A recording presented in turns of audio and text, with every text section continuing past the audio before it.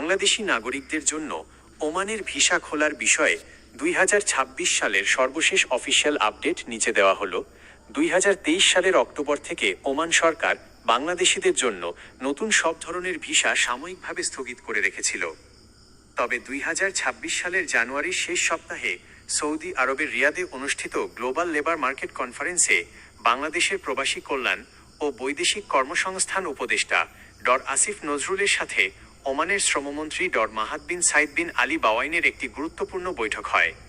ওই বৈঠকে ওমানের শ্রমমন্ত্রী আশ্বাস দিয়েছিলেন যে ওমানে থাকা অনিয়মিত বা অবৈধ বাংলাদেশিদের বৈধ করার প্রক্রিয়া শেষ করে আগামী 2 মাসের মধ্যে অর্থাৎ 2026 সালের মার্চ এপ্রিলের দিকে বাংলাদেশিদের জন্য পুনরায় নতুন ওয়ার্ক ভিসা চালু করা হবে।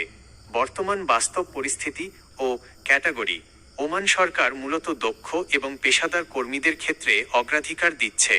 ভিসা পুরোপুরি ও সবার জন্য উন্মুক্ত হওয়ার ক্ষেত্রে কয়েকটি বিষয় লক্ষণীয়।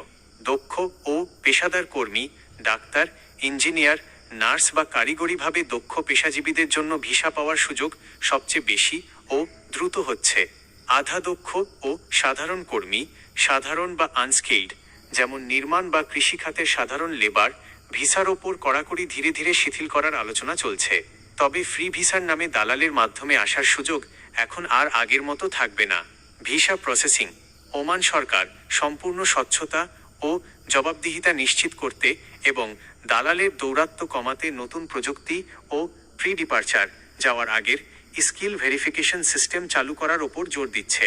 পরামর্শ: সরকারের অফিসিয়াল ঘোষণা ব্যতিরেকে কোনো দালাল বা এজেন্সির কথায় প্রলোভিত হয়ে অগ্রিম টাকা লেনদেন করবেন না। ওমান ইমিগ্রেশনের official website e visa Oman বা প্রবাসী কল্যাণ মন্ত্রণালয়ের BOESL আপডেটের দিকে নজর রাখুন।